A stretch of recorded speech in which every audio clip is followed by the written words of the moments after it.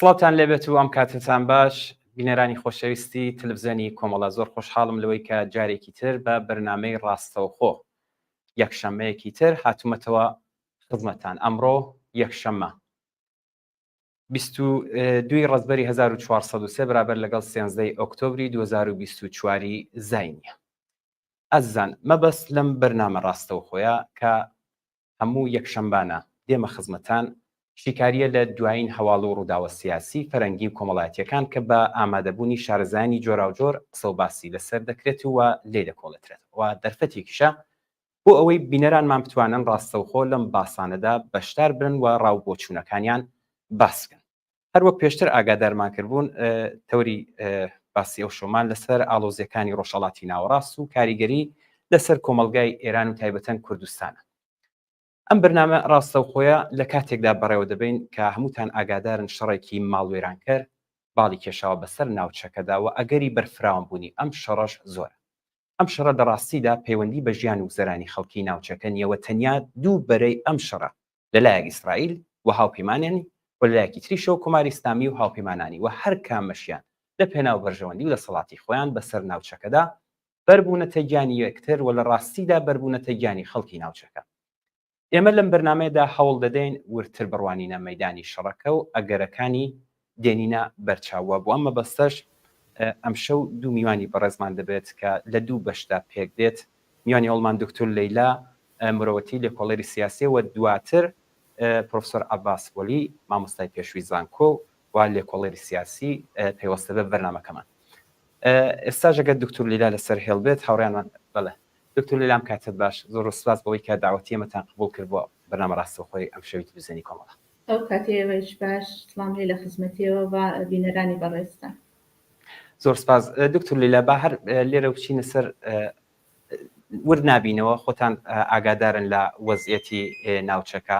و لە ئاڵۆزی و هەموو احتمال و ئەگەرەی. بام پرسیارەکەم لێرە و دەست پێ بکەم. ئیسرائیل خۆشتان ئاگادارن هەڕەشەی تۆڵەسەندنەوە دەکات لە ئێران. ئێوە پێتاوایە چەندە دەستی ئیسرائیل کراوەیە بۆ ئەم شەڕەوە، تایبەتەن ئەگەر دەکرێت پێشمان بڵێ دەوری ئەمریکاوە بڵێن تا ڕادەیەکیش رووسیا لەمەدا چۆن دەبینن؟ لە ئەسڵ دەوڵەتی ئیسرائیل لە دوای 7 ئۆکتۆبر زۆری بۆ گرنگ بووە کە ئەو کارەساتی کە لە 7 ئۆکتۆبر بۆیان پێشات بە شێوەیەک جوبرانی کاتۆ ئاغای نەتانیاهو بۆی مهم بوو کە مەشروعیەتێکی دووبارە بۆ دەوڵەتەکەی بۆ کابینەکەی بە بۆ شخصی خۆی بەدەست بێنێ و بۆ ئەوڵین بارە کە ئەبینین لە تەرەفی ئێران و کۆماری ئیسلامی دووبار حملا کاتە ئیسرائیل و باری ئەوڵی کە ئیسرائیل جوابێکی وای نەداوە، لە باری دووەم ئەو چاوەڕوانیە هەیە کە ئیسرائیل جوابێکی وا باتوو کە دەوڵەتی جمهوری ئیسلامی دەفێتی کە ئەو شتە تێکرار نەکاتەوە. بەڵام لەگەڵ تەواوی ئەوانە هەرچەند دەوڵەتی ئیسرائیل دەوڵەتێکی بە ئیستلاح ئەتۆمیە بۆ جوابدانەوە بە قەولی معروف بۆ ئەوەی کە ئیجازە ناکە دەفێتی تێک کۆماری ئیسلامی کارێکی وا بکات، شاید توانم بڵێم مەحدودیەتایەکی هەیە. یەکێک لە مەحدودیەتەکان یەگەڕێتەوە بۆ نەقش و کاریگەریە کە دەوڵەتی ئەمریکا لێرە هەیەی وەکو هاوپەیمانی دەوڵەتی ئیسرائیل، هاوپەیمانێک کە ساڵیانی ساڵ بەپێی مەفاد و قەرارداد هەیە هەمیشە بەسی دفاعی ئەمنیەتی دووجانەبەیان بووە بە تایبەتەوە حمایەتانی کە ئەمریکا لە دەوڵەتی ئیسرائیل دوویەتی. بەڵام ئەم موقعیەتە ئیسرائیل و ئەمریکا دووچاری شاید دەتوانم بێژم نۆئێک جیابوونەوە، نۆئێک دووربوونەوە بوون، بە تایبەت کە ئەبینین ئەمریکا زۆر تحتی تاسیری انتخاباتی خۆیەتی بە بایدن گەرەکی نابێت لەم ئافرۆکە کەمتر لە یەکی دوو مانگمان مات بۆ انتخاباتی ئەمریکا نایبێت لە ڕۆژهەڵاتی ناوڕاست شەڕێک قەیرانێکی کە پێش بێت. هەر بۆ دەلیلەیەکە ئیسرائیل بە نسبەتی ئەوەی کە زۆری بۆ مهمە جواری کۆماری ئیسلامی باتۆ، بەڵام لەگەڵ مخالفەتی ئەمریکا ڕوبەڕوو بووە. هەرچەند ئەمریکا قسە لەسەرەوە کرێت کە حداقل لەم دوو سێ ڕۆژە وتویەتی من موافقی ئەوە هەم کە ئیسرائیل حملەیەک هات بە ئێران، بەڵام ئەشێ ئەو حملەیەکی موەجه بێتەوە بە ئیستیلاح شتێکی سەنجیدە بێت. یعنی ئەمریکا ئەترسێت لە بەربڵاوبوونی شەڕەکە. ئەم بەخشێک لە مەسئلەکەیە کە ئیسرائیل خستە ناو مەحدودیەت. بەخشێکی کە لە مەسئلەکە ئەگەڕێتەوە بۆ وەزعیەتی دەوڵەتی رووسیا. دیارە رووسیا لە دوای شەڕی ئوکراین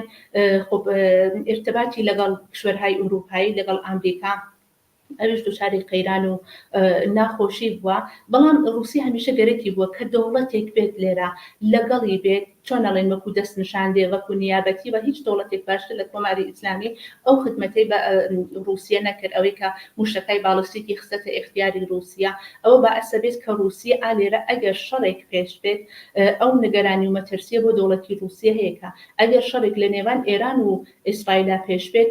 رووسیا نەتوانێت بەو شێوەی کە لازمە ئەو موشەکانە لە ئێران بکرێت یا بیسێنێ ئەوە مشکلێکە بۆ دەوڵەتی رووسیا لە تەرەفێکی تریشۆ رووسیا مشکلێکی کە هەیەی ئەوەی کە ئیسرائیل بە هەر حاڵ بۆ ئەوەی کە کۆماری ئیسلامی بکرێت مەجبورە نیابەتیەکانی یا ئەو دەوڵەتانی کە لەگەڵ ئێرانە هاوکاریەکەن وەکو سووریا و شتێش بە شێوەیەک ئەوانیش تحتی کۆنتترۆلدانێت لە حاڵێکە بۆ رووسیا منتەقەی ئەساسن کشوەری سووریا ئەهەمیەتێکی تایبەتی هەیەەوە ئەوش باسە بێت کە لە نێوان ئیسرائیل و رووسیا شاید چون نێوانیان بەتایبەت لە دوایە مدەتە زۆر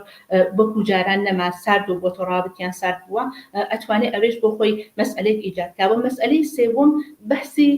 نیروهای ئفراتی ئیسلامگەرایە کە لە رووسیا هەن و حملاتی ئیسرائیل ئەتوانێت بە شێوەیەک با ئەسبێت کە ئەو نیروە ئیسلامگەرایانە لە رووسیش بە شێوەیەکی بەقەولی معروف ئەوانش هەڵسنمە بۆ خودی دەوڵەتی رووسیا مشکل ایجادکەن بە مەسئلەی دوای ئەوش مەسئلەی بێستڵاح ئێنێرژیە کە لە تقریبا لە 2015 بەبعد دەوڵەتی رووسیا لەو زمانە کە رووسیا هێشتا ئەو مەسئلەی حملەی بە ئوکراین نەبوو خۆ یەکێک لەو کشوەرانە بوو کە گەورەترین سادرکردنەکەی نۆت بە ئوروپا بوو بە اتحادی ئوروپا بوو لە 2022 کە حملەی کردە ئوکراین دۆشتێک ئەوا بوو 2020 لە بیرم چووەکانیان کە حملەی کردە ئوکراین خۆ تهدیداتی بێستڵاح تحریم هایەک عەلەیهی رووسیا اتفاقوت ئەوش باعث بوو کە رووسیا ئەگەر شەڕێک لە نێوان ئێران و ئیسرائیلا بێت ئەویش دووچاری قەیرانی ئێنەرژی بێت و ئەوە توانێت لە داهاتووی رووسیا و حتا شەڕی لەگەڵ ئوکراینە تاثیرگۆزار بێت. زۆر باشە دکتۆر لیلا ئێستا زۆر لە ڕسانەکانەوەدانێ و باسیوەتان کرد کە خودی بایدن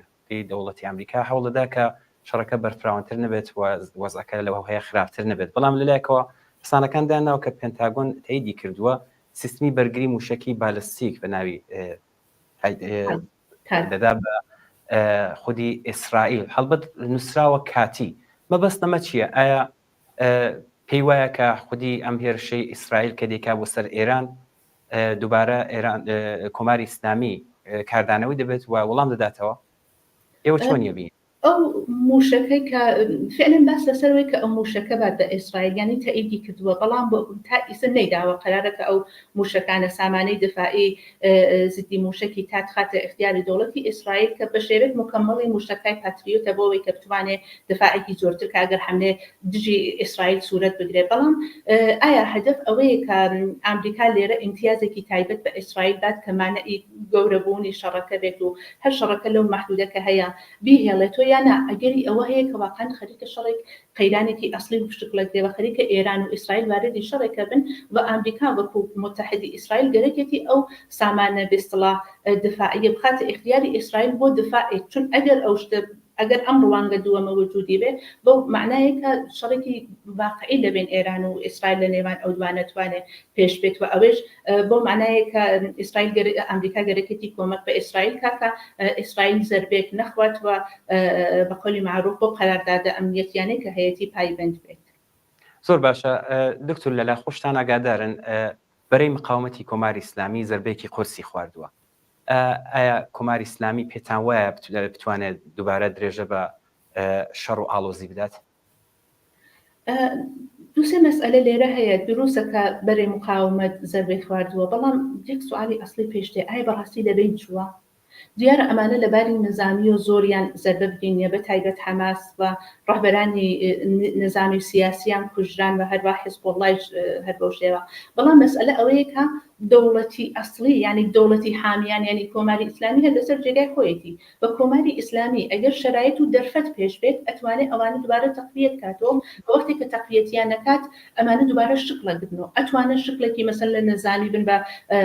ساختارێکی سیاسی بە خۆیان بگرن بە ئەگەر لێرە خود ئیسرائیل دقیقاً ئەمە مەسئلەیەتی ئیسرائیل متوجه ئەو شتە هەیە کە ئەگەر لێرە ئیجازە بات کۆماری ئیسلامی ئابۆ شێوە عملکات ئەزانێ لەو شرایطە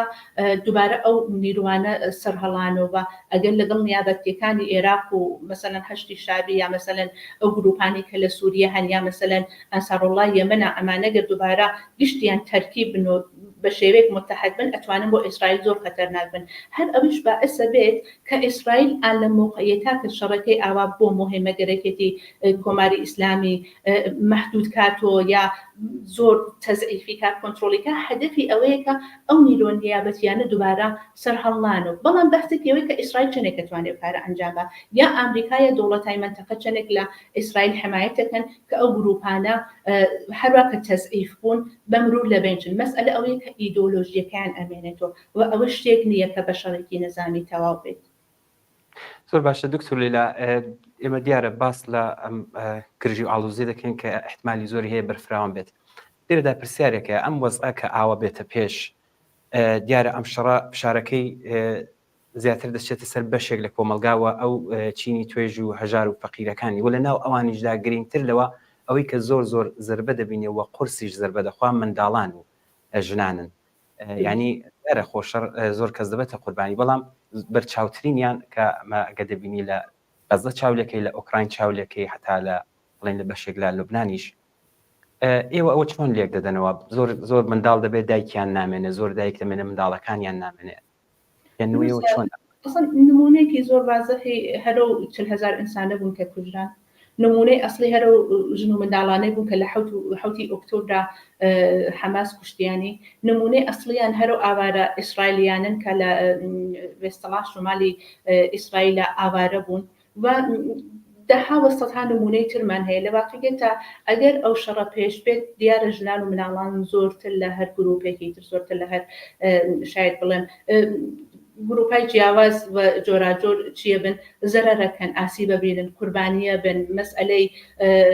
دەستدرێژی بە ژنان ئەتوانێت مەترح بێت مەسئلەی شکنجان ئەتوانێت مەترح بێت ئیسا ئەگەر ئەو شتە پێش بێت کێ ئەتوانێت مانەعی بێت دیارە شەڕ بەداخەوە وەکو واقعیەتێک لە دنیای سیاست تا وجودی هەیە بە تایبەت لە ڕۆژهەڵاتی ناوەڕاست کە زۆر پەڕەی پێدرا بەڵام لێرە نەهادهای بینومەلەلی وەکو سازمانی ملل نەتەوە یەکگرتووەکان وەکو مەسەن نەهادهای مافی مرۆڤی چی ئەتوانن بکەن یا ئەو ئوسولەی کە وەکو حقوقی بینومەلل وەکو ئیسلاح مافی نێودەوڵەتی ئەیناسین حقوقی بەشەر دوستانە ئەیناسین ئەمانە چۆن ئەتوانن کاریگەر بن مانەی ئەو کوشت و کوشتارە بن بۆ خۆی مەسئلەیەکە مەسئلەیەکی تریش واقعیەت وایە بەداخەوە کۆمەڵگا بە تایبەت لە ڕۆژهەڵاتی ناوڕاست ئەو ئاموزشەی بە ژنان بە منداڵان نەداکە نەیبووە نەیان بۆ سیستمەکانیان ئەوشتە نەبووە ئاموزشی ئەویان بە ئەو خەڵکە نەدا بە ژنان بە منداڵان نەدا کە ئەگەر شەڕێک پێشات ئەگەر قەیرانێکی وا پێشات ئەوان چی بکەن یانی لێرە ئەگەڕێتەوە بۆ ناکارامەدی ئەگەڕێتەوە بۆ ئەوەی کە ئەساسەن ئەم سیستمانە لە خودی ڕۆژهەڵاتی ناوڕاست لە لوبنان گرتیتی تا ئێران ئەگەر لە ئێرانە شەڕێک بێت هیچ وەک ئەمانە ئامادەگیان نەبووە کە ئەگەر شەڕێک و قەیرانێک پێشات ئینسانەکان چۆن لە خۆیان دەفاکەن دیارە ژنان و مناڵان زۆرتر لە گشتی لەو شرایطە لە خەتەر و لە مەترسیە ئەبن کە نمونەکەیمان بارهای بە لە جێگاهای جیاواز نیە. زۆر باشە دکتۆر لەلایمە 5 دقیقە کاتمانەوە لەگەڵ بەڕێزیشتان هەڵبەت کەم باش بوو زیاتر لە خزمەت بەڕێزیشتاندا بن وەکو دوایین پرسیار ئەم وەزعیەتە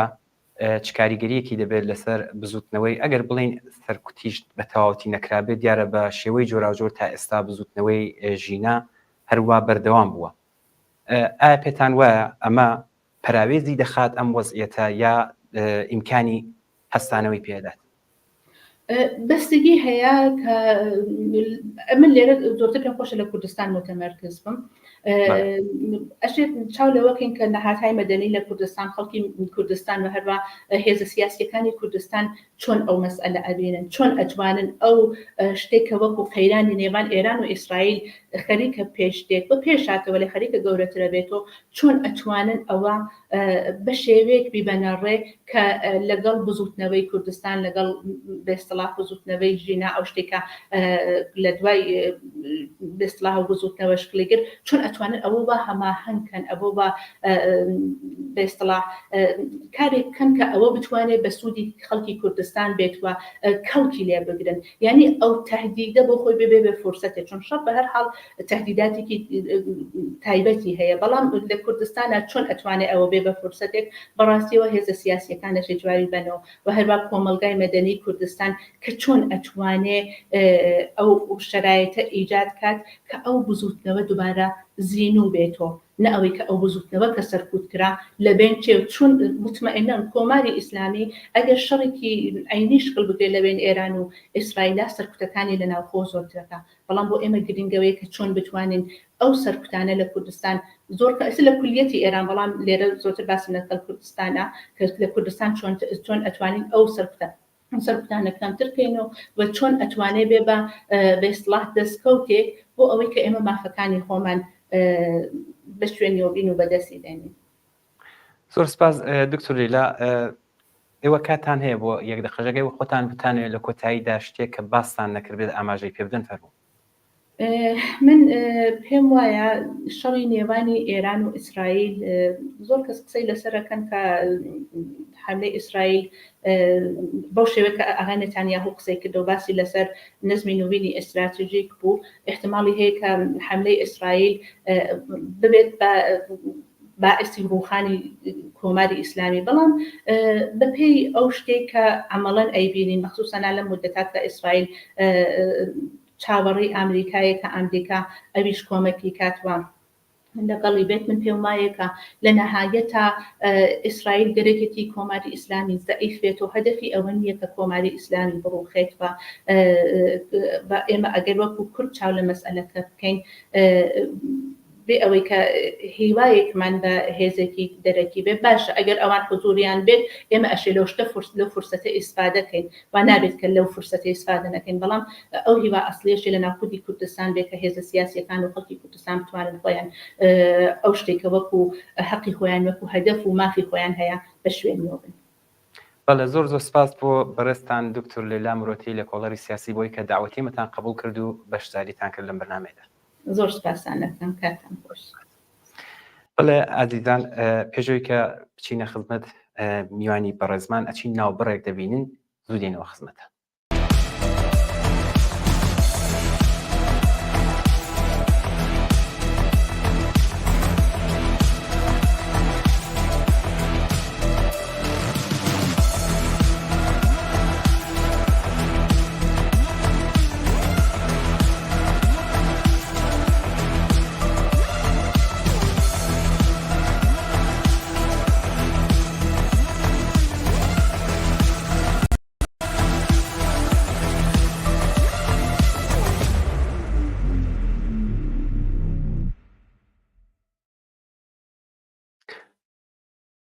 بەڵێ ئازیزان ئێستا لەم بەشەدا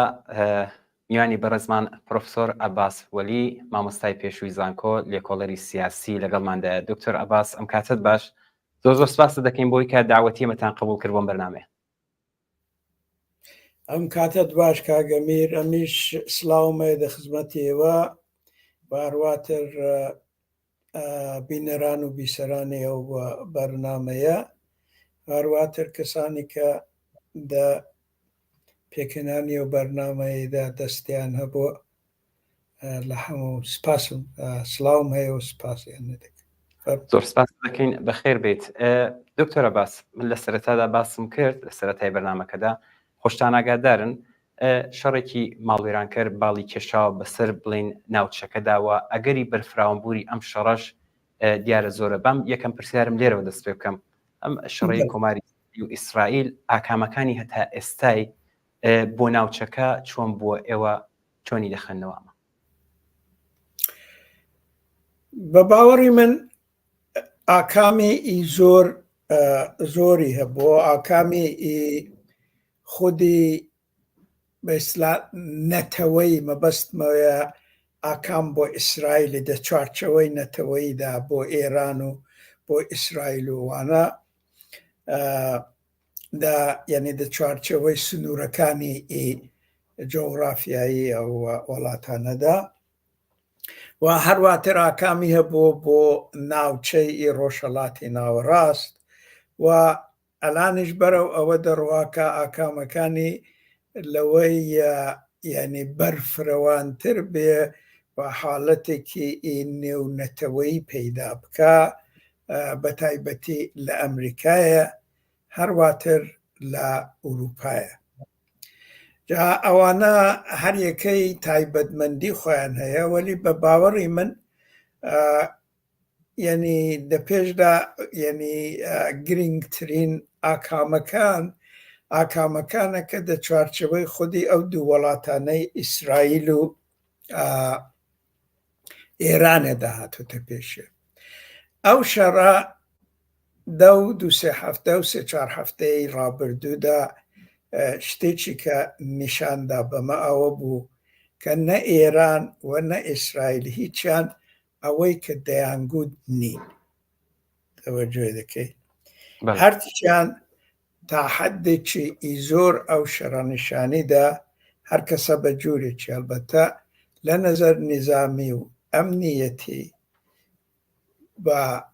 بە سیاسیەوە زۆر ئاسیب پەزیرن. ئیسرائیل لەلانەکە نیشانی داوە بۆچی ئەوەی دەڵێم لێرە ئەوە شەڕێکی مۆدێرنە. شەڕ هەمیشە چ مۆدێرن بێ چە قەدیمی بوو بێ ئەوەی کە دەشەڕێدا زۆر گرنگە لۆژیستیکی دەسەڵاتی نظامیە. لۆژیستیکی دەسەڵاتی نظامی دە دەرەجەی ئەوەڵدا لە هێزی ئابووری وڵاتەکەی بەستراوەتەوە. ئەوە جێ دەکەی هەرواتر هێزی کۆمەڵایەتی. ئیسرائیل دیارە ئەو مشکلەی بە سەبەبی پەیوەندی لەگەڵ ئەمریکایە کەم بووە وەلی نیشان دەدا یعنی لۆژیستیکی هەیە وەلی نیشان دەدا کە ئەو لۆژیستیکە چڕوپڕوو تەواو نەبوو. یەک دووەمیش ئەوەیە کە نەیتوانیوە یعنی نیشان بدا کە دەو مدەتەی ئەلانەکە لەو مدەتەی کەلان 40 ساڵە دەگەڵ ئێرانە تووشی ئەو جێرە و کێشە هەیە سیاسەتێکی بەرگری نەتەوەیی دابمەزرێنێ کە بتوانێت دە شەرایەتێکی ئاوادا جواب بداتەوە. دروستە کە موشەکەکانی بالیستیکی ئێرانێ و ئامانجەکان و حەدەفەکانی دیاری کراو نەکەوتون ئەو جورەی کە دەڵێن وەلی ئەوەش دروستە کە ئەوانە لە خطوتی بەرگری گومبەزی ئاسن ڕەت بوون. ئەوە جێ دەکەی نەتیجەی ئەوەیە کە ئەلانەکە یعنی دەوڵەتی ئیسرائیل مەجبور بۆ لێرە پشوویەکی بدا و فکر بکاتەوە کە دەبێت چ بکە. یعنی ئەلانەکە دەبینین ئەڤەڵی ئۆکتۆبری ئێران حملەی کردو ئەلان ئەمە 13 ئۆکتۆبرێ. بەڵێ دەوڵەتی ئیسرائیلی هەر قسەی کردو هەڵبەت کارم بەوەی نێکە لێرە ئەوەی نایمە نێو محاسبەی کە لە غەزە و لە لوبنانێکی کردو بە بەستم مستەقیمەن دەگەڵ ئێرانەیە بڕێت. ئەو نیشانی داوە کە دەوڵەتی ئیسرائیلی لە نەزەر لۆژیستیکی هێزی نیزامەکەی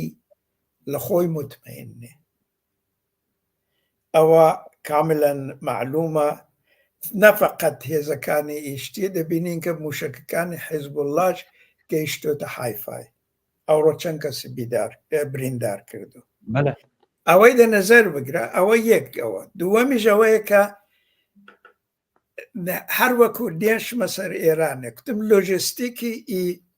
هێزی نظامی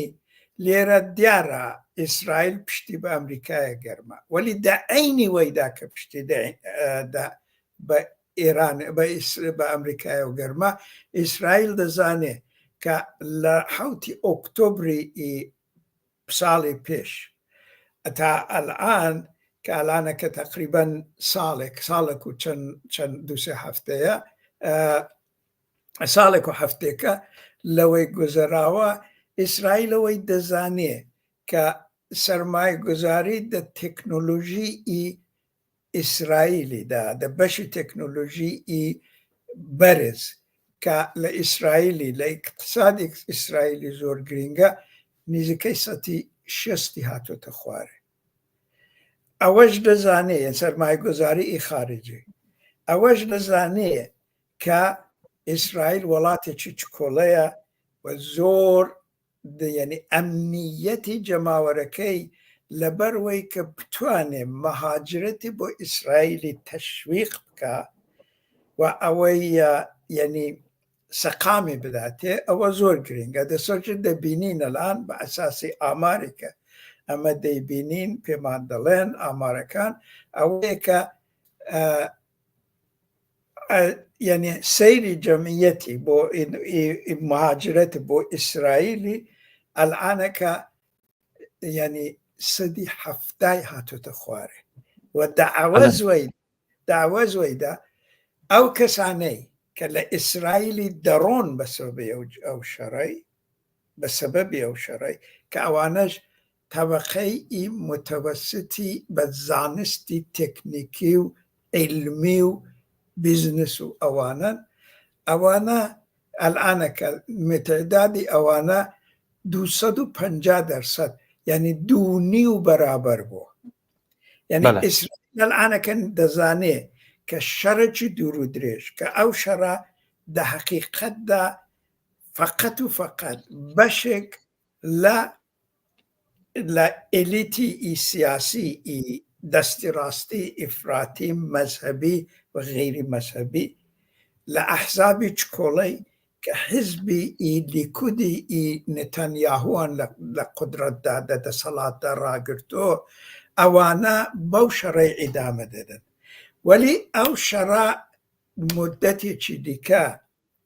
أجر أو بردوام بي شكافة كاني كوملايتي دا إسرائيلي دا زور برفروان تردبي جابوي إسرائيل الآن ناتواني أو جوري كو قصاني كربو كما فورم وادا كمو ويراني دا كمو فلان وانا نوانيه حملة بشتي جيب هاي خوي دا ترسي حملة بيشي جيب هكاجا كأجر وزعكا بوشورتي بي إيران أو جوري كدالة تلافي دا كموا إيران ويل بطل بر أمريكا دالة يعني بدأ بأمريكا دالة كبيش إسرائيلي بقرأ چون اگر او کارب که اما دتوانین 300 بالستیکی دیکش به اسرائیلی دابدین هر بویه که او بحثی که الان که کرا اوه که امریکا اگر دیوه امتیازی چی لاسرائیلی ورگره که دیوه ورگره امتیازی که اوه که او هیرشی که اسرائیل دیکا نابه برفروان بی نابه لسر پایگاه کانی اتومی جگاه کانی اتومی ایرانی بی نابي حتى تعوجي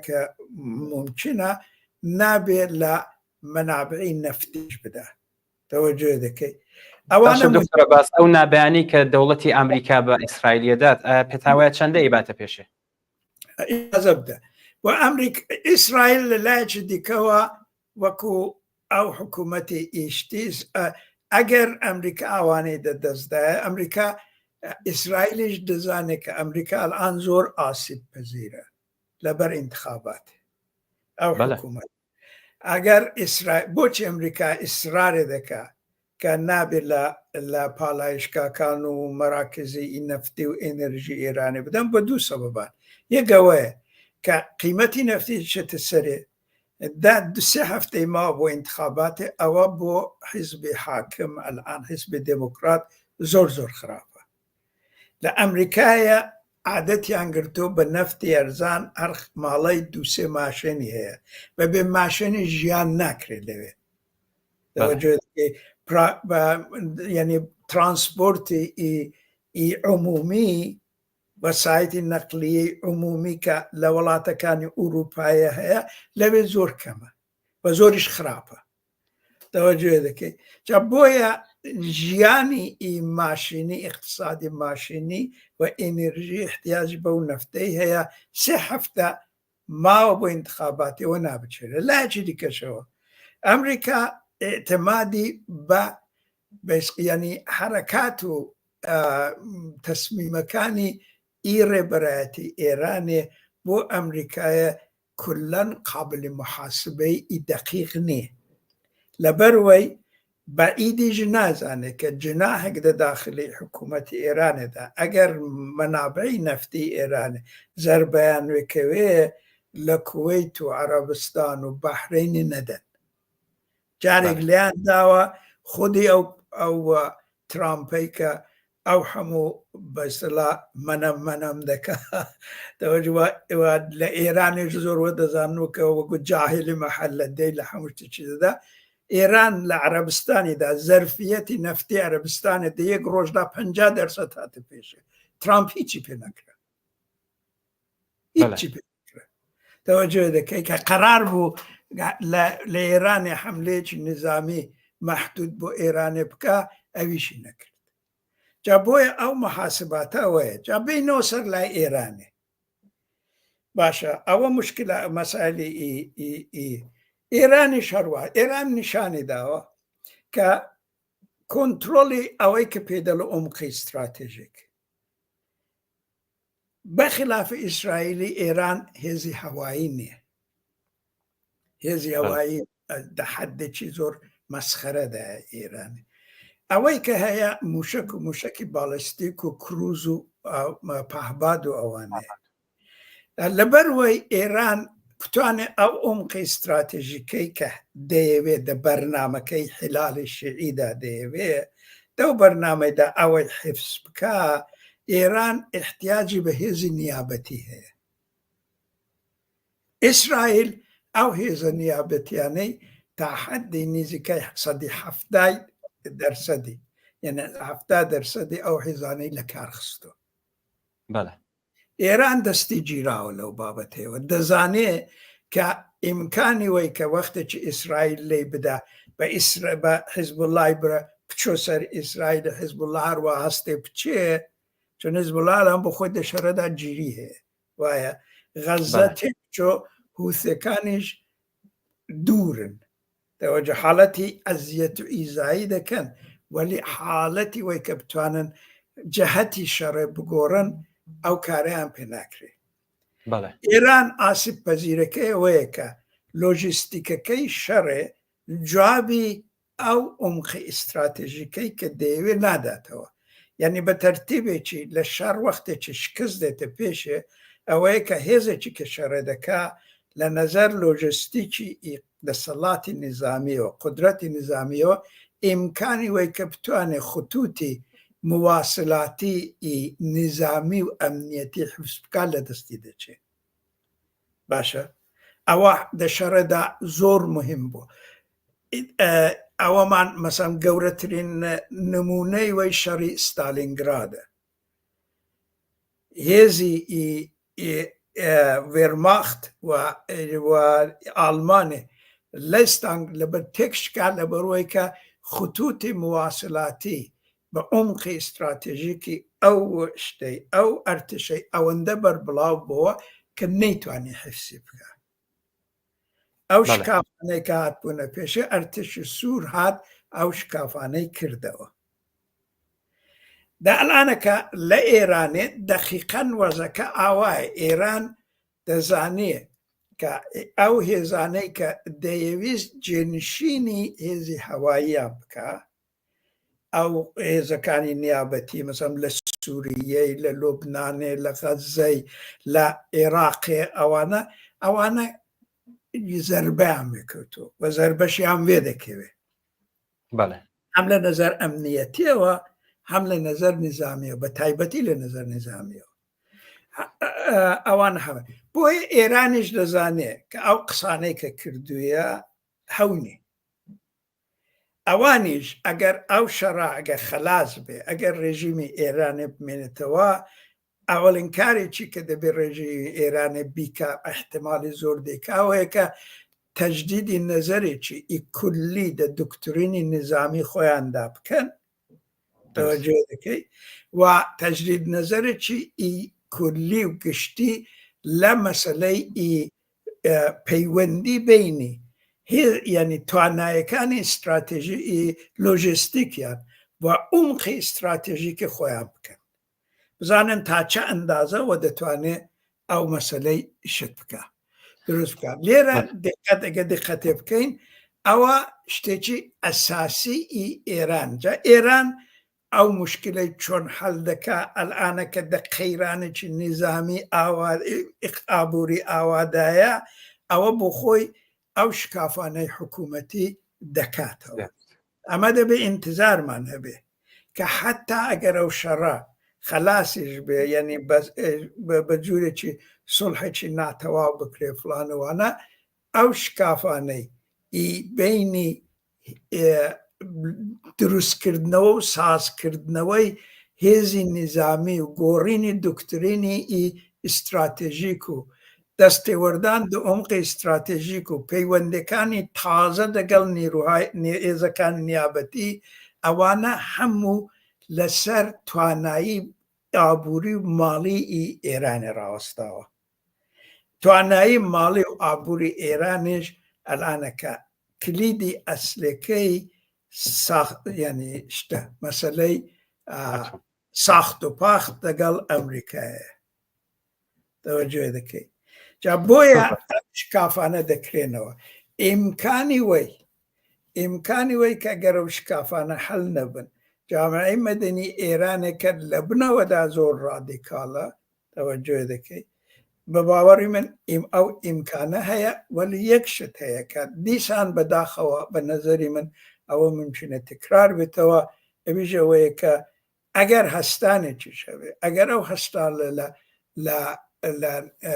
لە ڕاپەرینێک هەستانێکیش لە ئێرانەیە بێ ئەگەر ئەو ڕاپەرینە واقعاً ڕێبەرایەتی لە خودی ئێرانێدا نەبێ ئیمکانی سەرکەوتنی دیسان کەمە حتمما دێنە سەرە و باسە دکتۆر عەباس چون من پرسیارم زۆر هەیە زۆر داوای لێبوردن دەکەم ئەگەر بتوانین وەڵام بە پرسیارەکان کورتتر بێت کە بە هەمویان ڕابگەین دکتۆر عەباس شتێک لێرە زۆر گرنگە خۆشتان ئاگادارن دوو وڵاتی تورکیە و عەرەبستان دەور و کاردانەوەیان لەو شەڕەدا چی بووە و پێتان وایە چی دەبێت تورکیا لە گەورە بوو بەرفرەوان بوونەوەی ئەو شەڕی زۆر دەترسێ عەرەبستانێکی زۆعودیش منتها سەبەبی ئەو ترسانە فەرقی هەیە ئەو جۆ دەکەی ئەلانەکە بە تەرتیبێکی لەسەر مەسەلەی شتێکە تەمەشای لێرە مەسائلی ئەساسی تورکیا ئەلان بکەین یەک مەسەلەی ئابووریە قەیرانی ئابووریە یەک مەسەلەی کوردە ئەوە جێ دەکەی یەکیش مەسەلەی ئەو بە ئیستیلاح ئەو گەنجەکان و ژنەکان و ئەوێن منتها بەو حێزەی کە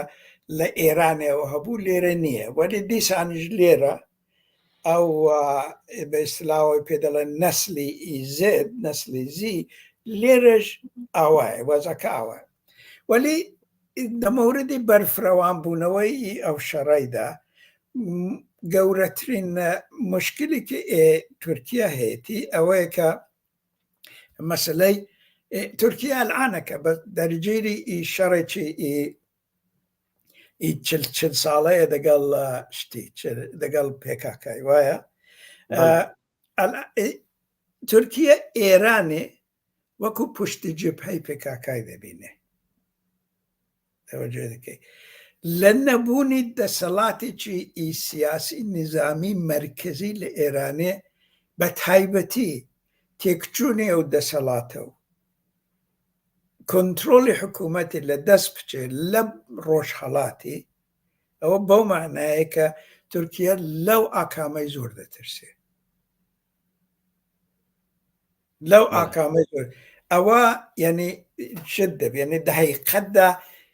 ئیمکاناتێکی گەورە بۆ هێزی حیزبی کرێکارانی کوردستان پێکاکا دەکاتەوە لەوەی زۆر دەترسێ و بەڵێ. پێی خۆش نییە شتێکی وابێتە پێشێ. لە دوایە شتێکی دیکەژەوەیە کە تورکیا لە نەزەر ئێنەرژیش ئاسیب پەزیرە.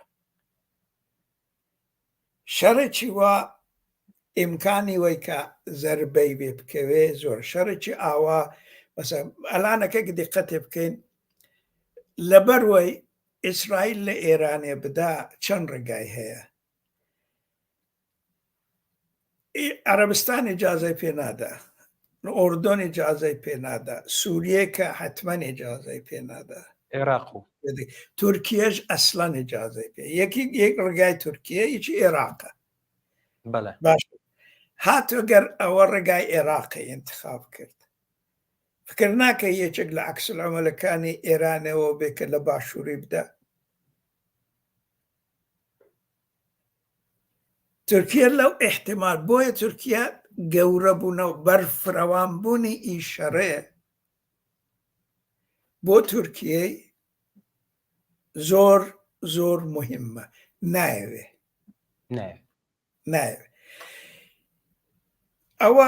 ئەوە کاملەن یعنی درستە تورکیا دەگەڵ ئێرانی مشکلاتی زۆرە، مشکلاتی یعنی سیاسی دە منتەقەیدا بە تایبەتی لە عێراقی هەیە، لە سووریەی هەیە، ئەوانە هەن، ئەوانە بەجگای وەلی ئەوانە هیچیان ئەهەمیەتیان ئەو ئەهەمیەتیان بۆ تورکیای نییە، وەکوەوەی کە هێزێکی مقتدری مرکزی سیاسی نظامی لە تارانە حاکم بێ. تورکیا ئەوەی دەوێ. تورکیا ڕووخانی سیستمی ئێرانی دە سوورەتێکیدا دەوێت کە ئالترناتیڤێکی مرکزی، ئالترناتیڤێکی تەکۆڤیەتی، ئالترناتیڤێکی وەکە لە نەزەر تاریخی لە ئێرانەدا هەبوو لە شۆڕشی مەشروعیەت لە بەولاتر. ئەوە لە بین نەچێت. عەرەبستان مەسایلەکەی چێکە عەرەبستان پێی خۆشە تاو جێگای لازمە ئێران تەزعیف بێ،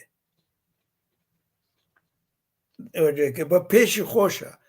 کە ئیسرائیل استراتێژەکەی ئەوە نەبێ کە حکوومەتی ئێرانێ بخا، استراتێژی ئەوە بێ کە ئیسرائیلی ئەوە بێ کە لە نەزەر نیزامیەوە و لە نەزەر ئەمنیەتیەوە کارێکی بکا کە ئێران حکوومەتەکەی بمێنێتەوە وەری چۆک دادا. تەوەجێ دەکەی عەرەبستان ئێرانێکی قەوی زۆر زۆر پێ ناخۆشە هەر وەکو ئیسرائیلی. عەرەبستان منتها لەوەی دەترسێ کە بەرفرەوان بوونەوەی ئەو شەڕەی ئێرانێ مەجبور بکە کە تاسیساتی نەفتی وڵاتەکانی عەرەبی بە تایبەتی عەرەبستانێ بکاتە ئامانجی موشک و موشکبارانی خۆی. لە دوایە مەسەلەی شتیش هەیە، مەسەلەی تەنگەی هۆرمۆز هەیە. تەنگەی هۆرمۆز زۆر دەزانی پانایی تەسکە، دوو کەشتیان لەوێ غەرق بکەن خەلاسە، یعنی ساڵێکی دەچێشێ حەدە 6 بانگان دەچێشێت ئەوە جێبەجێ بێ. ئێران یعنی حکوومەتێکە کە دە شەرایەتێکی ئیشتدا قابلی پێشبینی نییە. بۆی ئەو شتانە هەن. جا ئەوانە هەموو گەل لە سەرێک دابنەی هەم تورکیا هەم عەرەبستان هەم وڵاتەکانی دیکە ئەینەن دەگەڵ ئەمریکای هاوڕایەن کە ئیسرائیل لە ئێرانێ بدا منتها زەربەیەکی کۆنترۆل کراو بێ. و ئەوەش یەکێک لە سەبەبەکانی ئەوەیە کە هەتا ئێستا دە کابینەی ئیسرائیلیدا ئەو شتا یعنی ئەو تەسمیمە نەجا هەڵبەتەوەتان عەرز بکەم ئەمە نابێ بە هەرچیی کە ئیسرائیلیان دەڵێن باوەڕ بکەین. یعنی چ دەلیلی هەیە کە ئیسرائیل کە مەسەڵەن حەملەی کردووە لە بە تاسیساتی ئەتۆمی عێراقێ، لە بینی برد ئی سووریای هەرواتر هەر کارێکی کە کردوێتی لە عاملی ئیشت ئی ناگەهانی بوون و عاملی ئی سرپرایز تعجب بزێ بۆچی ئیسرائیل دێ ڕۆژ بە ڕۆژ دەڵێ کابینە دانیشتۆ و تەسمیمێ دەگرێ و ئەلان نتەنیاهو قەڵز بوو و ئەوی دیکە دەچوو ئەمریکای پێشیان گرتو ئەوە چ معنایەکی هەیە ئیسرائیلی کە هەموو شتێکی کە دەشتدا دەکرد دەخفادا نەهێنیدا دەکرد ئەوە چیە باسەوە پێتان وایە سەر ڕای ئەوەی کە ئەو هەموو هەوڵ دەدرێت ئەم شەڕە بەرفراوانتر نەبێت و ناوچەکە لەوە ئاڵۆستر نەبێت ینی پێتان وایە ئیسرائیل دەتوانێت کارێکی واش بکات گوێنەدا بە هەمووانێکی ئیسرائیل دەیکات دوو حاڵەتەیە کەسە ئەویش تایبەتی کەسە چۆکە نەتەنیاهو آخر ئەگەر بە قەولی معروف دەڵێن ئەگە دموکراسی بێتە بە دەرکەش گول لی پێوە دێنێتەوە گوێ دەکە ئیسانی ینی مێنتاڵێتێکی کاملەن ئۆتۆریتاریەنی ئەسڵەن ئینسانێکی دموکراتنی مطلقاً یعنی تۆگەر نابێت وەلی ئەوەی کە الآنەکە و شەفافیەتەی دەموردی مەسە تەسمیم گیری سیاسی لە ئیسرائیلی بەمەدەڵێن ئەوە دوو حاڵەتیە یا ئەوە بۆ خۆی تاکتیکێکی ئیشتە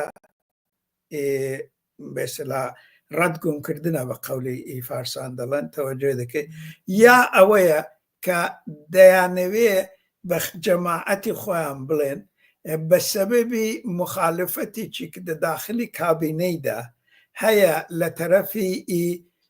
ئۆپۆزیسیۆنی نەتەنیاهویدا تەسمیمگرتن لەسەر ئەو ینی جوابدان هێرشکردنە سەر ئێرانە ئاسان نێ چون ئەمریکا پێشنەهاداتێکی دەکا ئەو پێشنەهادانە بەشێک لە کابینەی موافقن بەشێک مخالفن ئەوەی دەیەوێت بە تایبەتی ئیسرائیل بە بەشێک لە جەماوەری خۆی بڵێ ئەو بەشە جەماوەرە چییە؟ ئەو بەشە جەماوەرە پشتیوانەکانی لیکودین حیزبی حاکم و بەشی زۆری وانش یعنی تقریباً 80% بە پشتیوانەکانی لیکودی پشتیوانی سیاسەتی دەستی ڕاستی ئیفراتی لە ئیسرائیلی جوولەکەکانی شەرقین جوولەکەکانی کە لە ئێران و عێراق و مەراکش و تونس و ئەلجەزایر و ئەوانە چوون یەمەن و ئەوانە چوون بە نسبەت جوولەکەکان یانەوەی پێیان دەڵێن جوولەکەکانی سەفاردیک و هەرواتر شت ئەو جوولەکانەی لە بینی جوولەکەکانی سپی بە ئیستیلا جوولەکەکانی ئەشکنازی ئەوانەی کە دەخەتی توندڕەوەکانی ئیفراتیدان لە ئیسرائیلی ئەوانن کە لە رووسیە و ئۆکراین و ئەوانە ڕاهاتون بە نسبەتی ئیشت جا لێرە یەک شت هەیە ئەوەی دەمەوردی بچنەوە شەڕێکی نیزامیە باسی شت دەکەین باسەوەی کە نەتایجی ئەو شەڕی بۆ ئێرانێ چۆن دەبێت ئەوەی بۆ شتی چۆن دەبێت دیارە شەڕی ئیسرائیل ئەگەر حەملێکی بکە ئەو حەملە ینی مشکلاتی هەیە مشکلاتەکەی ئەوەیە کە دەبێ 1500 کیلومتران بڕوە بگاتە ناوەڕاستی ئێرانە باشە بڵین ئەوەشی کرد بوونتان نەتیجەی بۆ ئێران چ بێت تاریخی نظامی بەمە ئەوەی دەڵێ کە نەتیجەیەکی دەڵێ پەیوەندێکی معکوس هەیە پەیوەندێکی معکوس هەیە بینی دەرەجەی تەکنۆلۆژی ئەو ئەسلحانەی کە دەشەرەدا بەکاردەبێنین دەبین و کوژرانی نظامیان تەوەجێ دەکەیت یعنی هەرچی تەکنۆلۆژی نظامی لەسەرێتر بێ لە ئێرانی تێدادی نظامیان کەمتر دەکوژێن ولی بەجێگای وی هەرچی تەکنۆلۆژی نظامی لەسەرەوەتر بێ ئەفرادی مەدەنی و سیویل و شەخصی زۆرتر لەبین دەچن نمونەشی شەڕی عێراقی توجه دەکەی جا بۆیە ئەگەر واقعان ئیسرائیل شەڕێکی های تەکنۆلۆژی بۆ ئێرانێ بکە تەلەفاتی شەدید دەبێت مەگەر بۆیە ئەمریکا دەزانێ ئوروپاژەوەی دەزانێ کە حملەیەکی های تەکنۆلۆژی بەرز بۆ تەکنۆلۆژی بەر ینی سلاحی نام F-35 و نازانم فلان و فلان و ئەوانە بێ کە باوەجودی وەی کە دەڵێ ئەمە لە مەراکزی نێزامی دەدەن دیسان تەلەفاتی مەدەنی تەلەفاتی شەخصی لە ئێرانە زۆر دەبێت بۆیە ئەمریکا دەیانەوێ بە ئوروپا هەرچی زۆرتر ئەو مەسەلەی شت بکەن گیرێکی کە هەیە ئەمریکا حاضر نییە کە 1500 کیلومتریدا کە تایارەکانی ئیسرائیلی دەبێت بڕۆن کۆمەجی لۆژستیکیان پێ بکە ئەو گیرە هەیە چارچەوەی دامە دەوێت بینین کە بۆچی ئەو موشەکانەی تادیان ئەو زیددی هەوایانەی ئیتادی یان داوە بە شیادەیدەن قەرارە بیدەن ئەویژەوەیە کە ئەوانە دەگەڵ پێرسنەلی خۆیان دێن یعنی هەر شەبەکەی موشکی کە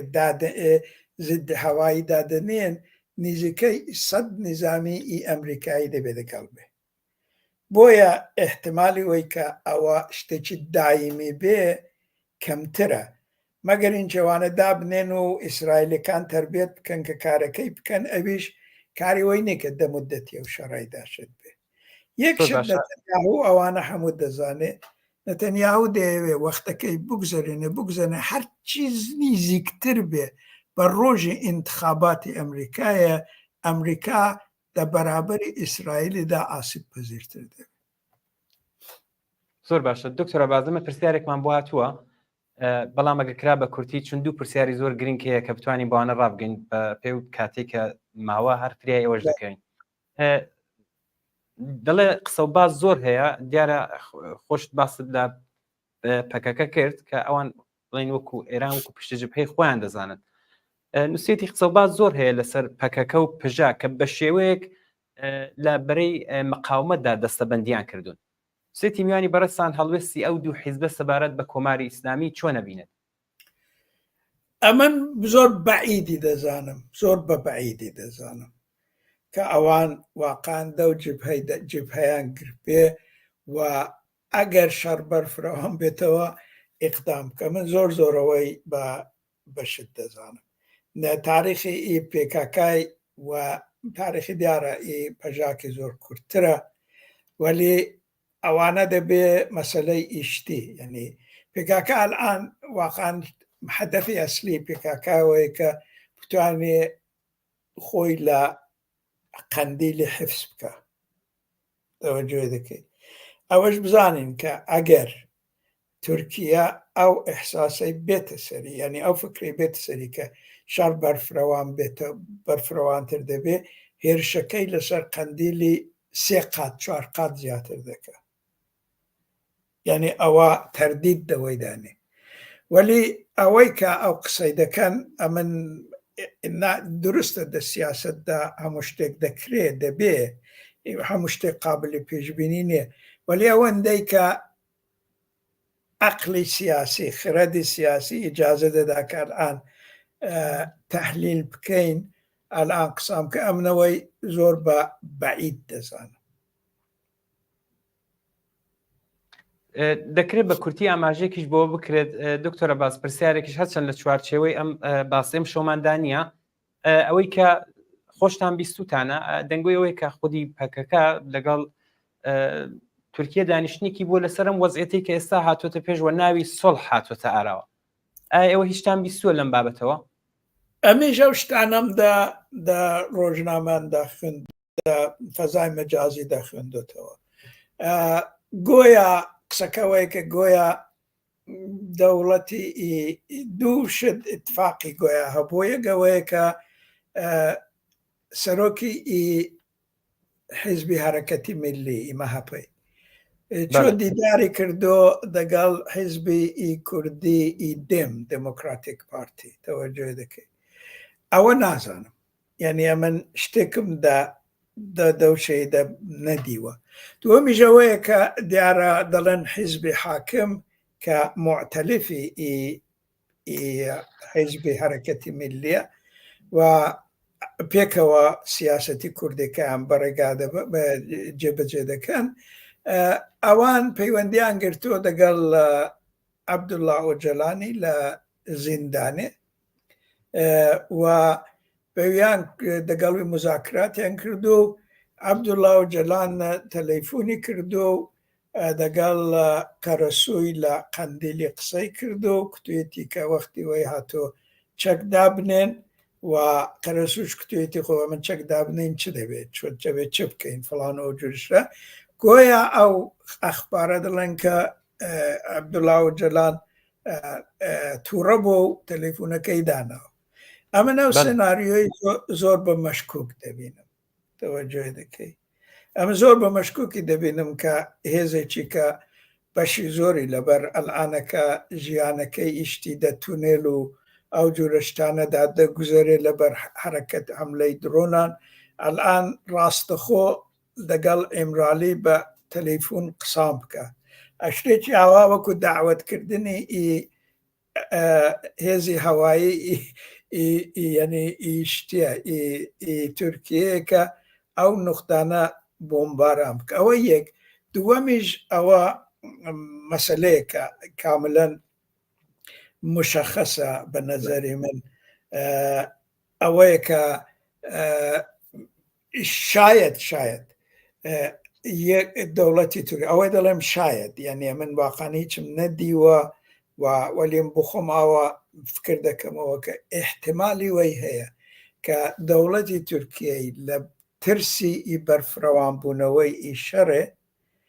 دەیەوێت ئیقداماتی پێشگیرانە بکە ئیقداماتی پێشگیرانەکەی شاید ئەوە بێ کە ئیمتیازاتێکی ئەلعام بدە یەکێک لەو ئیمتیازاتانە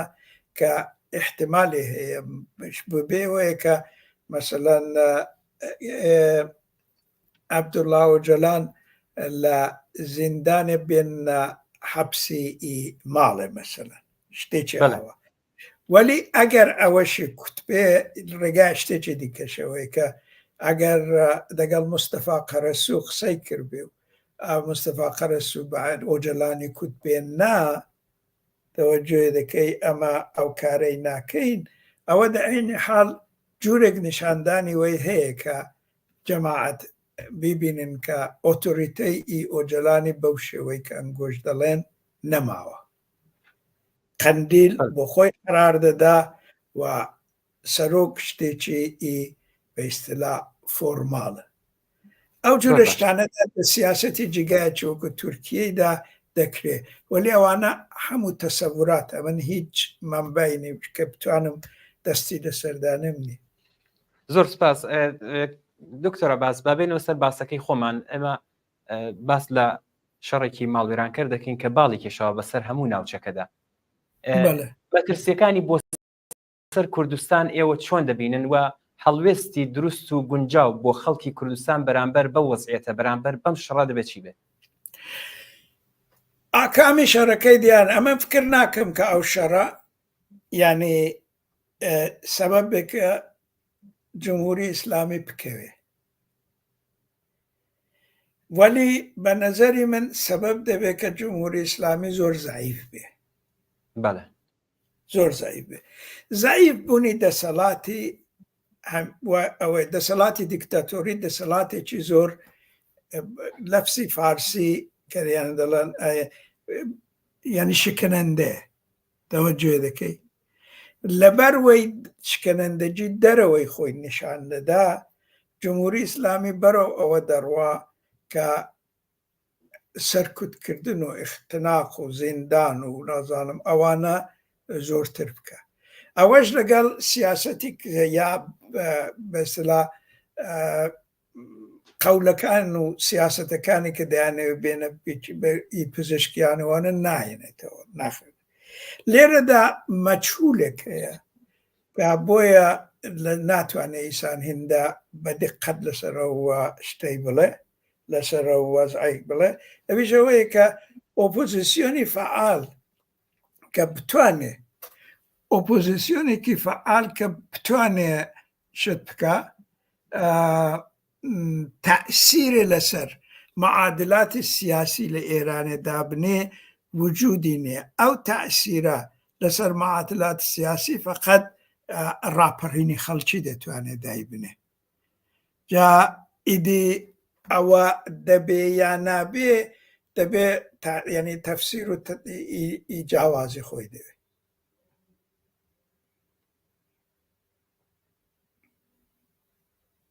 ئەلۆ دکتۆر عەباس فەرمووی کوێمان لێ فەرموو. بەڵێ ئیدی ئەوە جوابەکەی من بوو. زۆر باشە. ئەو پرسیارەی دیکە ئەو هەڵوێستی دروست و گونجاو بۆ خەڵکی کوردستان ئەگەر دەکرێت لەسەر ئەمەش قسەمان بۆ بکات دەبێت چی بێت بەرامبەر بەم شەڕە؟ بە باوەڕی من خەڵکی کوردستان دەبێ ئامادە بن. خەڵکی کوردستان دەبێ ئامادە بن. ئەمە فکر دەکەم ئەو هێزای ئەمن کە مطمئنم هێزی ئۆپۆزیسیۆن لەوێ لە خودی ناو کوردستانی هەیە. بەڵێ لەوێش لە ئەرکێک دەکرێتە سەرشانی حیزبە کوردیەکان لەسەر ئەمەش باس بکرا. ئەرکی ئەوان دەبێت چی بێت لە ناکاودا کە وەزعەکە جددی بێتەوە. دەزانی ئەگەر لە نێوەڕاست لە ناوخۆی کوردستانێ ئەگەر فکری تەشکیلات بکەین ئەو تەشکیلاتە تەشکیلاتی شت نییە. تەشکیلات بە شێوەیەکی ینی کلاسیک نییە. ئەو تەشکیلاتە دەبێت بەرەو ئەوە بچێ کە حرەکەتێکی دروستکە نەینکی حیزبێکی دروستکە. حیزب دروستکردن تەشکیلات دروستکردن ئەلعانەکە وەکو بە پێچەوانە ئیسان بابۆڵەکەی دەزاری بنێ. ئەلعانەکە لە ئێرانێ تەشکیلات دروستکردن دەبێت بەرەو ئەوە بڕواکە حرەکەتێکی گەورە فەرهەنگی سیاسی تاکید دەکەم فەرهەنگی سیاسی دروست بکرێ کە تەشکیلاتی دیکە لێرە ڕادێتێرە. لە عەینی حاڵدا هێزەکانی کوردی کرد لە دەرەوەیان ئەرکێکی یەکجار زۆر گەوریان لەسەر شانەیە. ئەرکەکە ئەوەیە کە دەبێ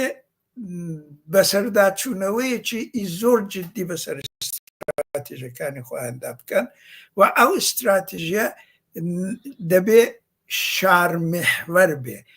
جا کۆمەلگای مەدەنی محور بێ. ئەمن ئەلان 10 ساڵەوەی دەقیژێنم دەڵێم دەبێ ئەو استراتیژیە شار محور بێ. ئەو استراتیژیە نابێ شاخ محور بێ. توجه دەکەی ئەو استراتیژی شار محورە ئیدی تەشکیلاتی خۆی دەوێ، کادری خۆی دەوێ، شتی خۆی دەوێ. دەبێت ئەو فکرە بکرێتەوە. ئەو فکرە ئەم فکرێکی استراتیژیکە، فکرێکی ئەساسیە و ئەگەر هاتوو ینی گۆڕانکاریەک وەزێک هاتە پێشێ یا تێکچوونێک هاتە پێشەوانە دەو شرایطەیدا فقط کەسێکی کە ئامادەیە دەیباتەوە، نە کەسێکی کە دەچێتە سەر حازری. کەسێکی کە دەچێتە سەر حازری بەبێ فکر، بەبێ استراتیژی، بەبێ پلان، بەبێ تێۆری زۆر ڕێگایەکی دوور ناڕوە. بەڵێ بەڵێ ێکمان هەیە دکتۆر عەباس، من وەکو دوایین پرسیار هەڵبەدەم پرسیارم لە میوانی پێشتریشمان هێنا بەر باس ئەم وەزعیەتە کە تا ئێستا باسمان کرد چ کاریگەریەکی لەسەر بزوتنەوەی ئەگەر نەڵێن سەرکوتکراوی ژینا دیارە بە جۆرێک لە جۆرەکان تا ئێستا ئەم بزوتنەوەی هەروە بەردەوامە. چ کاریگەریەکی لەسەردا دەنێت و ئایا ئەم وەزعە پەراوێزی دەخات ئەم بزوتنەوەیە یا دووبارە هەڵی دەستێنێتەوە؟ بە باوەڕ منەوە چەندین شتێەوەی کە ئەو شەڕە چۆن دەبێت، چۆن لە ئێرانە دەدەن، واکنشی ئێرانە چۆن دەبێت، تا چەند ئەندازە هێزەکانی ئێرانێ ریزش دەکا، چۆن تا چەند ئەندازە تەشکیلاتی ئەمنیەتی ئێرانێ تووشی پەریشانی دەبێت و ئەوانەیە کە بوو ئەمە فکر دەکەم ئەو هەرەکەتە زیندووە. ئەو هەرەکەتە زیندووە لەبەرەوەیە کە ئەو هەرەکەتە کە بوو 2 ساڵ لەوەی پێش فقط سەرکوت کرا. هیچ یەک لە ئامانجەکانی، هیچ یەک لە متالبات و خاستەکانی وەدی نەهاتن. توجه دەکەی جوانەکانیش لەوێن ژنەکانیش لەوێن کرێکارەکانیش لەوێن طبقەی متوسطی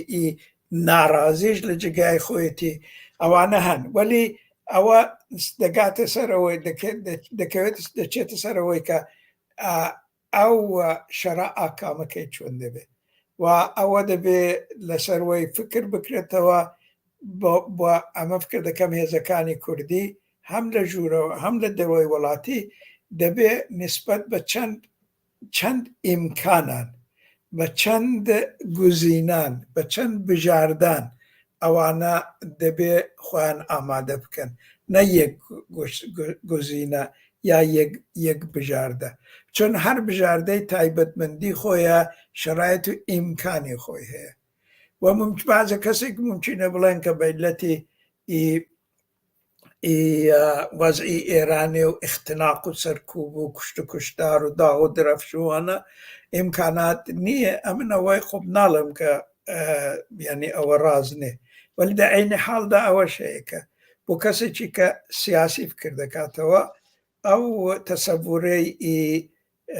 پراگماتیستی کە دەڵێ سیاست هونەری ئیمکانە ئەوە لە شرایطێکی دموکراتیکدا شاید زۆر بڕوە وەلی دە شرایطێکی وەکو شرایطێکی ئیمەداوەیە کە سیاست هونەری دروستکردن پێکهێنانی ممکنە لە ناممکن ئەوەی کە بە نەزەر ناممکن دێ ئیمکاناتی دروستکردنی ممکنیشی حتمما تێدا هەیە هەر پەدیدەی دەڵێن تەزادی خۆی دەخۆیدا هەیە بەڵێ وانێ ناممکنیش دەبێ ممکنی دەخۆیدا هەبێ بەڵێ دکتۆر عەباس من پرسیارێکم نییە ئێوە خۆتان لە کۆتاییدا ئەگەر دەتانێت ئاماژە بە شتێکتان کە نەوتراوە فەرموون ئەمن دەڵێم ئەمە وەکو کورد لە ئێرانێ چەندین دەرفەتی گەورە ئیزێڕی ناتۆتە پێشێ لە دەستمانداوە نەفەقەت ئەوەی کە لەبەرەوەی کە حکوومەتی ساقت بکەینەوەوانە ئەوە بەتەنێمە پێمان ناکرێت یعنی ئەبەتەنێ ساقتکردنی حکوومەت ئێران بە کوردی ناکرێت تەوەجێ دەکەیت وەلی من لەبەرەوەی زۆرتر لەبەرەوەی دەڵم کە ئەو دەرفەتانە کە دێنە پێشێ کەلکیان لێ وەربگرێ کەلکی سازەندە تەوەجێ دەکەی تا ئەو دەرفەتەی کە دێتە پێشێ بەستەجی بەوەی کە شەرایطەکەی چۆن دەبێ بە باوەڕی من سایە بکەین حەداکسەر ئیستفادەی لێ بکەین جاوە ینی بەرەو ڕوخانی ڕێژیم بێ بەرەو وەزعێکی دیکە بێ نازانم وەلی چون ئەو مەسەلەک دەبێ بە نەزەر بگرین کە ئەمە واقعان دە چوارچەوەی ئێرانێدا دەژین و چوارچەوەی ئێرانێدا گۆڕانکاری دەکرێت و کوردیش واقعان بەتەنێ ناتوانێت و گۆڕانکاریانە بێنێتە پێشێ لەبەروەی فکری استراتێژیک ئەوەیە کە لە پشت لە دیواری ئێتنیک بڕۆینە دەرێ سیاسەتێکی بگرین کە بەرفرەوان دە مەیدانی گەورەی ئێرانێدا کارێ دەکا ئازادی کوردستانی زانی فقط لە پشتی دیوارەکانی ئێتنیکی کوردستانی نییە ئەمە دەبێت بە فکری پشتیویش بین سپاس زۆر زۆر سپاس دەکەین پرۆفسۆر عەباس وەلی مامۆستای پێشووی زانکۆ و لێکۆڵێری سیاسی زۆر زۆر سپاس بەوەی کە داوەتیەمەتان قبول کرد بۆ لاوەی کە لەم بەرنامەدا بەشدار بن ئەمەی زۆر سپاسە لەنگۆ دەکەم و هەرواتر لە بینەران و بیسەرانی ئەو بەرنامەی شەوێکی خۆش و بەخەوات دەخوازم زۆر سپاس دکتۆر عەباسیان کاک ڕەزا لە شاری ستەقزەوە نووسیوێتی من دژی کۆماری ئیسلامیم و خوازیاری ڕوخانیان دەسەڵاتم بەڵام بۆچوونی بەشێک لە بەناو شرۆفەکارانی سیاسی کە لە میدیای فارسی زمانی دەرەوەی وڵات بڵاو دەبێتەوە تووڕەم دەکات ئەمانە زۆر بەلایەنگری ئەرتەش و دەوڵەتی جەنایەتکاری ئیسرائیلەوە قسە دەکەن و هەر لەم ڕۆژانەدا قسە لەسەر چۆنیەتی وەڵامدانەوەی ئیسرائیل بە موشەکاویشتنی کۆماری ئیسلامی دەکەن ئەوان زۆر لە سەرخۆ باسی لێدانی کێڵگە نەوتیەکان و دامەزراوەکانی ئاو کارەبا دەکەن و لایەن وایە ئەمە زەربەیەکی قورسە لە کۆماری ئیسلامی لەمەش غافڵ نین کە هەموو جارە باسیەوە بکەن کە گویا ئەمریکا وتوێتی نابێ پەلامار بکرێتە سەر ناوەندە ئەتۆمیەکان. بەڕاستی نازانم چی بەم جەماعەتە بڵم. زۆر سپاسی بەرنامەکەتان دەکەم و زۆر سپاس بۆ میانی بەڕێستان بۆ لێکدانەوەی دروست و ئەو هەڵوێستە جوانانی کە ڕێنمایی کرد. زۆر سپاس لە کاگرزا کە لە سەقزەوە ئەم نامەی بۆ ناردوین. کاک ناسر لە هەولامانەوە نووسیوێتی لەم ڕۆژانەدا کە سێبەری شەڕێکی ماڵوێران کرد باڵی کێشاوە بەسەر ناوچەکەدا هەروەک خۆتان باستان کرد ئەگەری زۆر دێتاراوە ئەگەرچی هیچ کام لەم ئەگەرانە ناکرێت بە قاتعیتەوە بڕیاریان لەسەر برێ بەڵام بە لەبەر چاوگرتنی ڕەوتی ڕووداوەکان و هەروەها ئەزمموی تا ئێستای گۆڕانکاریەکان وابزانم جگەی خۆەتی کە بیر لە ئەگەرێک بکەینەوە کە ڕاستەوخۆ پەیوەندی بە ئێمە ینی خەڵکی کوردستان هەیە ئەویژەوەی لە ئەگەری گورزی سەربازی بۆ سەر ئێران ئەگەرچی گورزێکی سنووداریش بێت کۆماری ئیسلامی هاوکات دەتوانێت بکەوێتە بەر گورزی ناڕزایەتیە جەماوریە ناوخۆیەکانی. زۆر سپاس لە کاک ناسر کە لە هەورامانەوە ئەم نامەی بۆ ناردین. زۆر سپاسی هەموو ئێوەی ئازیز دەکەین کە تا ئێستا لەگەڵمان بوون. هیوادارین کە ئەم بەرنامەیەشتان بەدڵ و بێت و خەڵکی پێویستیشتان لێوەرگرتێت تا بەرنامەیەکی ڕاستەوخۆی تر ماڵاوە.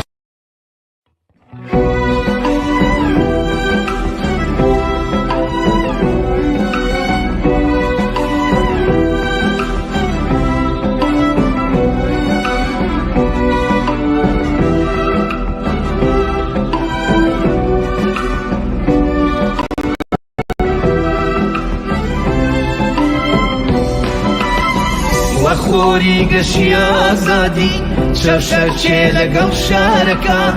تیشکی زەردی زێڕینی خۆی بە کوچە و کۆڵانە پەخشەکە ئازادی هەرچەندە جوانە بەڵام باجەکەی گرانە سمبولی ئەم